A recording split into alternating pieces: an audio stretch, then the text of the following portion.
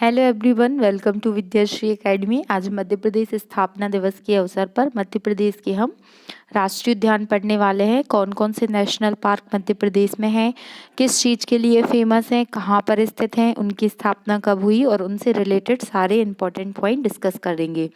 तो सबसे पहले तो हमें मध्य प्रदेश के मैप में हम देख लेते हैं कि कौन सा राष्ट्रीय उद्यान कहाँ पर स्थित है, ताकि हमें लोकेशन एग्जैक्टली पता चल जाए। तो देखिए, सबसे पहले राष्ट्रीय उद्यान बना था कौन सा? Kanha Kisli national park. Kanha Kisli national park जो है वो मध्य प्रदेश का प्रथम राष्ट्रीय उद्यान है और ये कहाँ पर स्थित है? मंडला में स्थित है। ओके, इसकी स्थापना कब हुई थी? 1955 में इसकी स्थापना हुई थी।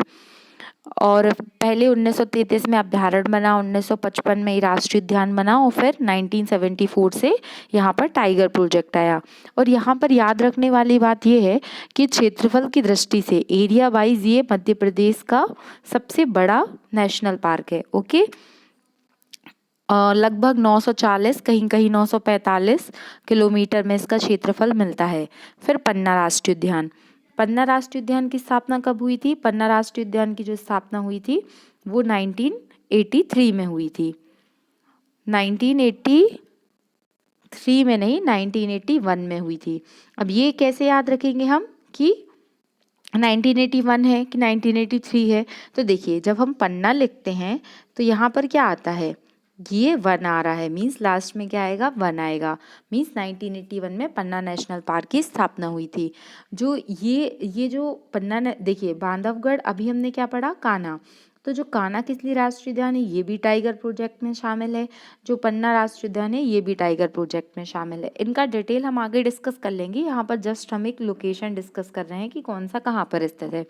फिर सतपुड़ा राष्ट्रीय उद्यान। सतपुड़ा राष्ट्रीय उद्यान की स्थापना 1983 में हुई थी। और सतपुड़ा राष्ट्रीय उद्यान कहाँ पर स्थित है?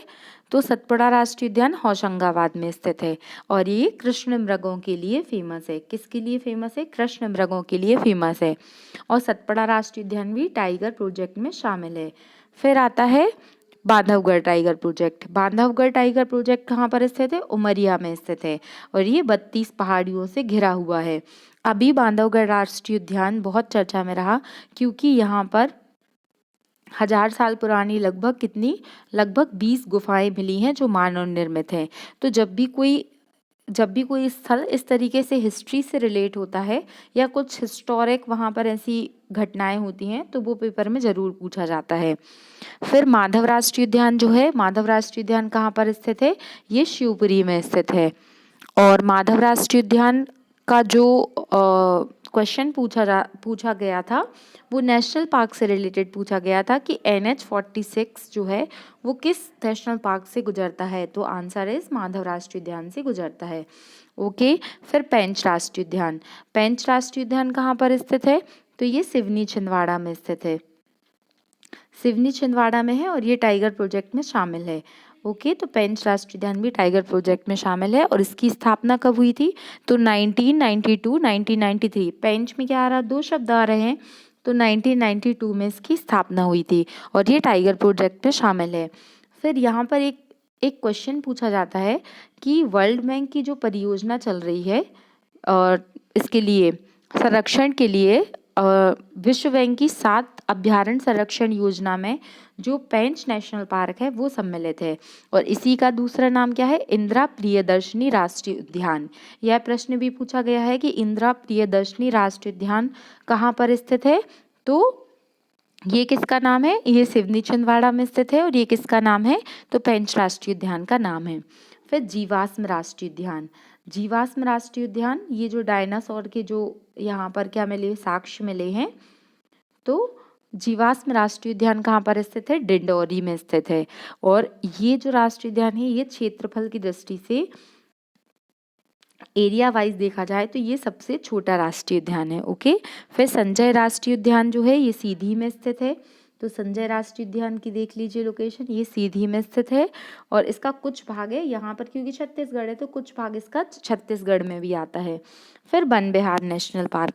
वन विहार नेशनल पार्क जो है वो कहाँ पर स्थित है? वो मध्य प्रदेश की राजधानी भोपाल में स्थित है। ओके, और वन विहार नेशनल पार्क अभी करंट अफेयर में क्यों रहा था?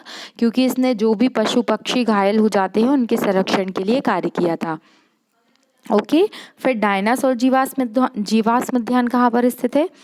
अभी मैंने, हाँ, घुघुआ घुघुआ नेशनल पार्क है वो डिंडौरी में था, और जो डायनासोर जीवाश्म नेशनल पार्क है ये कहाँ पर था? ये धार में था।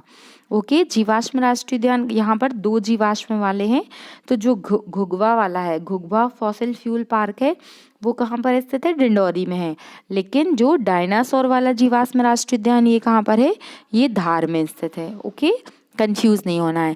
फिर जो ओमकारेश्वर राष्ट्रीय उद्यान है, अभी इसको मान्यता नहीं मिली है, मतलब ऑफिशियली मान्यता नहीं मिली है, इसको भी राष्ट्रीय उद्यान के अंतर्गत कहीं कहीं लिखा जाता है।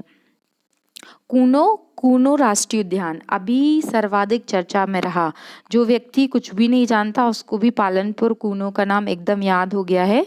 क्यों हो गया है? क्योंकि अभी नामीबिया से जो 8 चीते आए हैं तो उनका संरक्षण कहाँ पर किया गया है? पालनपुर कूनो में किया गया है।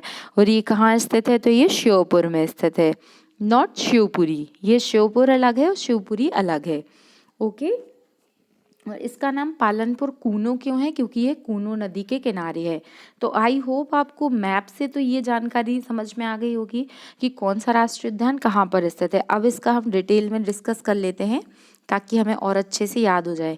ये आपको प्रीलिम्स में, मेंस में, MP पटवारी, कांस्टेबल, आप जो भी मध्य प्रदेश का एग्जाम देने वाले हैं उन सभी एग्जाम में नेशनल पार्क का 1 से 2 क्वेश्चन फिक्स है कि वो पूछा ही जाएगा। ओके, अब हम इसको थोड़ा डिटेल में देखते हैं। पहला है हमारा कान्हा राष्ट्रीय उद्यान। तो कान्हा राष्ट्रीय उद्यान की स्थापना कब हुई थी?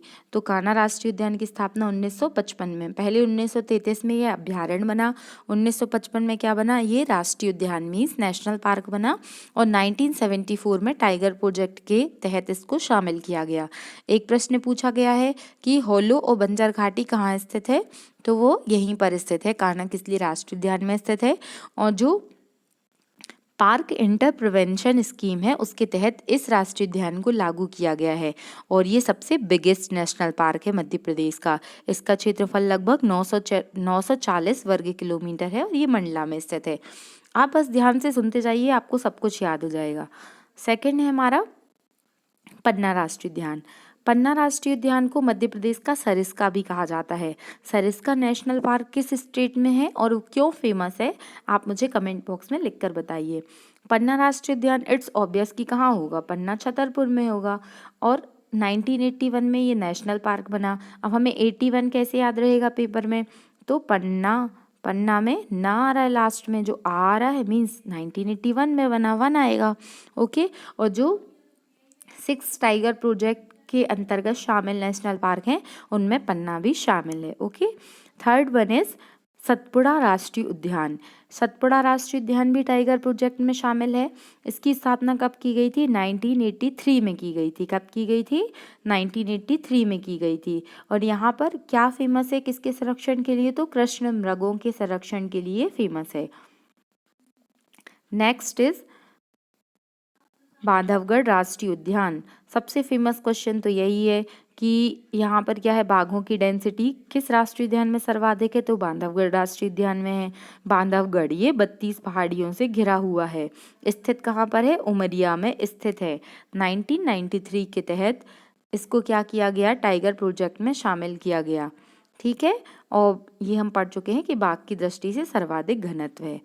नेक्स्ट है माधव राष्ट्रीय उद्यान। माधव किसका नाम था? माधव जो है वो वैसे तो श्री कृष्ण जी का नाम था, लेकिन हम यहाँ पर शिव जी से रिलेट कर लेते हैं कि शिवपुरी में जाके हम किसकी पूजन करेंगे? तो माधव की पूजन करेंगे। माधव नेशनल पार्क कहाँ स्थित है? शिवपुरी में स्थित है। और ये जो आगरा मुंबई नेशनल हाईवे है तो वहाँ पर NH46 गुजरता है यहाँ से। ओके, NH46 है ये, नॉट 4। यहाँ पर जॉर्ज कैसल नामक भवन पहाड़ी भी स्थित है। तो जॉर्ज कैसल का भवन किस राष्ट्रीय उद्यान में है? तो वो माधव राष्ट्रीय उद्यान में है। ओके। फिर पेंच राष्ट्रीय उद्यान, ये कहाँ पर स्थित है? पेंच राष्ट्रीय उद्यान सिवनी छिंदवाड़ा में स्थित है। और यहाँ पर क्या है कि जो विश्व बैंक की 7 अभ्यारण्य को संरक्षण करने वाली योजना है उसमें पेंच राष्ट्रीय उद्यान भी शामिल है। अगर आपने बचपन में मोगली की स्टोरी देखी होगी कि मोगली जो था वो कहाँ पर, मोगली की जो स्टोरी बेस्ड है तो वो पेंच नेशनल पार्क की स्टोरी है। ओके। फिर जीवाश्म राष्ट्रीय उद्यान कहाँ पर स्थित है, मंडला में स्थित है। ये सबसे छोटा है, इसका क्षेत्रफल भी पूछा जाता है कि 0.27 किलोमीटर में ये फैला हुआ है। भारत के जो 4 प्रमुख फॉसिल नेशनल पार्क हैं उनमें से ये सबसे छोटा है। ओके। फिर संजय राष्ट्रीय उद्यान, संजय राष्ट्रीय उद्यान कहाँ पर स्थित है, तो सीधी में स्थित है।